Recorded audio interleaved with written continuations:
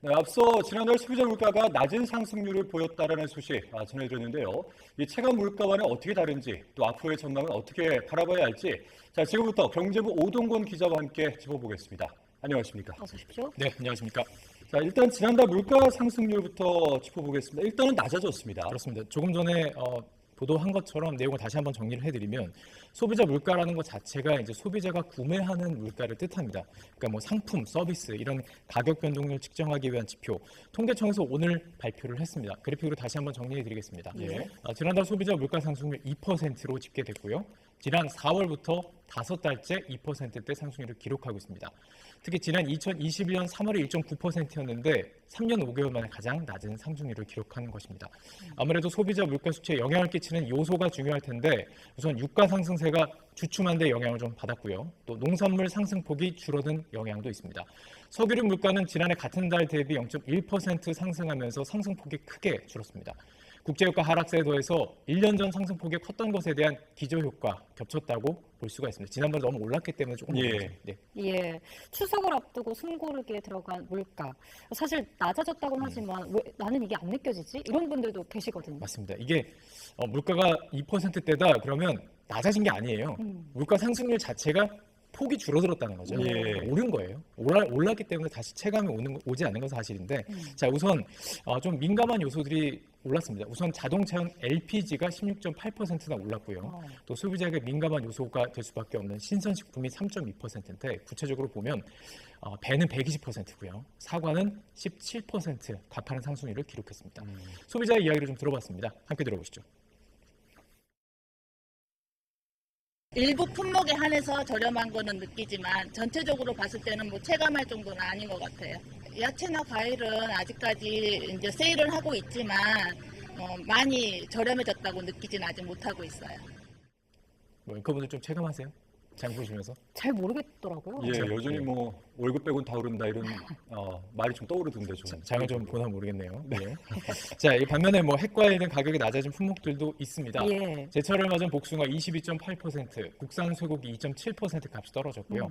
반면에 전기와 가스, 수도 부문도 전체 물가 상승률이 웃도는 3.3%, 또 치킨 5.2%를 상승하는 등 외식 물가 지수도 역시 2.8% 높았습니다. 즉 우리가 뭔가 이렇게 마트에서 구매하거나 실제 좀 체감하는 가격은 많이 올랐죠. 2% 정도가 아니라 많이 올랐기 때문에 체감이 되지 않는 것으로 보입니다. 특히 추석 얘기하셨는데 추석 물가 걱정이 좀 많았죠. 일단 정부가 역대 최대 규모입니다. 농축산물 15만 3천 톤을 시장에 공급하고 할인 지원에도 나서기로 해서 어느 정도 효과가 있을지는 좀 기대하면서 저도 취재해 보겠습니다.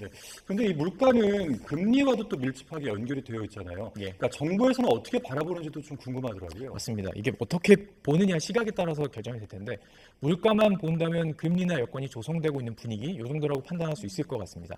경제협력개발기구 방식의 근원 물가 지표가 있습니다. 이게 식료품이나 뭐 에너지 제외 지수인데 2.1% 상승을 했습니다.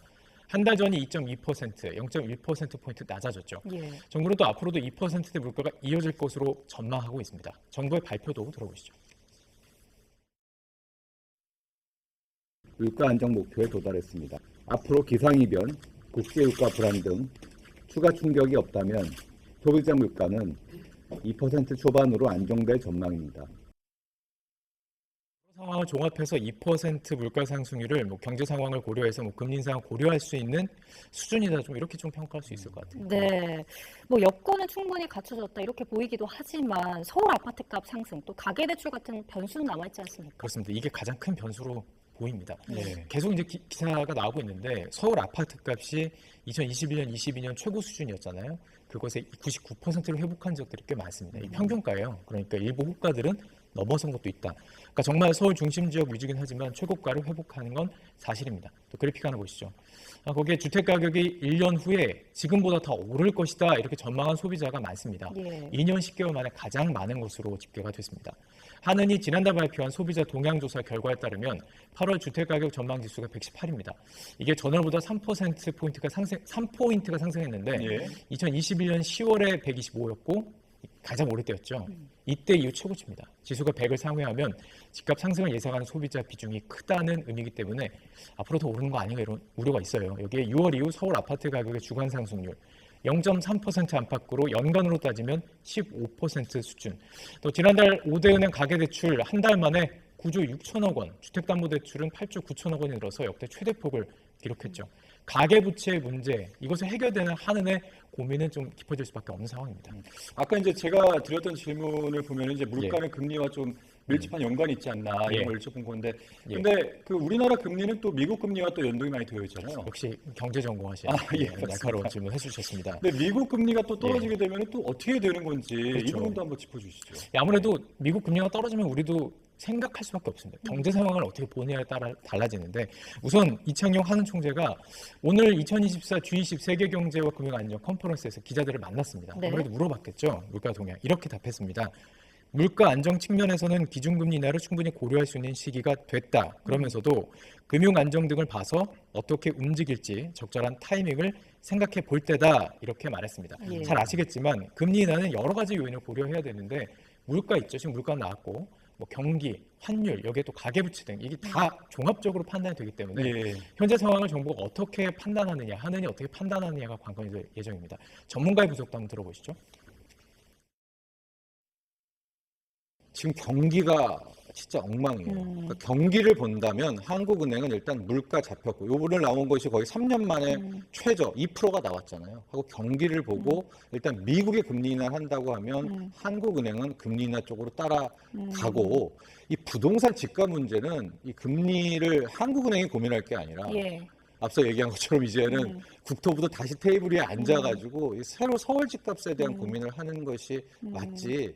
지금 계속해서 한국은행이 집값 때문에 금리 못 내려 이제 이렇게 되면 이게 저는 또 다른 왜곡이라고 보거든요. 예. 그래서 네. 네. 금리 인하 시점 하는에 대한 고민이 또 깊어질 거로 보이고요. 예. 수출 이야기도 해보겠습니다. 네. 요즘 K푸드의 인기가 세계적으로 높은데 수출액이 크게 늘고 있다고. 그렇습니다. 뭐 K푸드 얘기 참 많이 나왔었고, 네. 좀 그냥 뭐 홍대만 가도 편의점 가면은 정말 관광객들이 우리 그 식음료들 계속 예. 소비하는 걸 볼 수가 있는데요. 이게 이제 수치로도 증명이 된 거죠. 예. 1월에서 8월까지입니다. 농식품 수출액을 조사해봤더니 이게 한 9조 원에 육박을 했다. 역대 최대를 기록했습니다. 그중에서도 일단 총 집계를 보면 8개월간 농식품 수출액이 작년 동기보다 8.7% 증가했고요. 64억 8천만 달러. 8조 7천억 원으로 잠정 집계가 됐습니다. 자, 구체적으로 좀 품목별로 살펴보면 라면 인기 많는 거 얘기 많이 들어보셨죠? 네, 네, 라면, 알겠습니다. 과자류, 음료 모두 증가했는데, 매운 라면 뭐 아시겠지만 인기에 힘입어서 작년 동기 대비 31.7%가 증가해 8억 달러인데, 이게 1조 원을 넘어선 그 기간을 봤더니 네. 지난해는 10월이었어요. 근데 지금 8월에 그만큼 지금 빠르게. 수출이 빨라지고 있다는 거죠. 과자류도 지금 보면은 수치 대비 과자가 31, 라면이 31%고요. 과자가 15.4%, 음료 수출액이 13.6% 증가한 수치로 나타났습니다. 어느 지역으로 수출이 많이 되나요? 어딜 것 같습니까? 그래서 아무래도 뭐 북미 지역, 북미, 그리고 아시아, 또 동아시아 쪽. 동아시아 또 어디 나왔어요? 예. 어디 나라? 유럽 있죠. 예. 예. 미국과 유럽이 가장 많이 수출하고 있습니다. 자, 미국의 수출이 22.8%고요.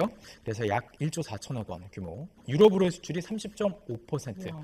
K푸드의 인기가 계속 지금 이어지고 있는 것입니다. 그러네요. 농식품부는 상대적으로 K푸드가 덜 인접한 미국 남부 지역의 유통 매장도 이것을 대상으로 홍보와 마케팅을 집중할 방침이라고 밝혔기 때문에 앞으로 올해 말에 어떤 성적표가 나올지, 역대 최고가 나오지 않을지 좀 관심 가지고 지켜보도록 하겠습니다. 알겠습니다. 지금까지 경제부 오동권 기자와 이야기 나눠봤습니다. 오늘 말씀 고맙습니다.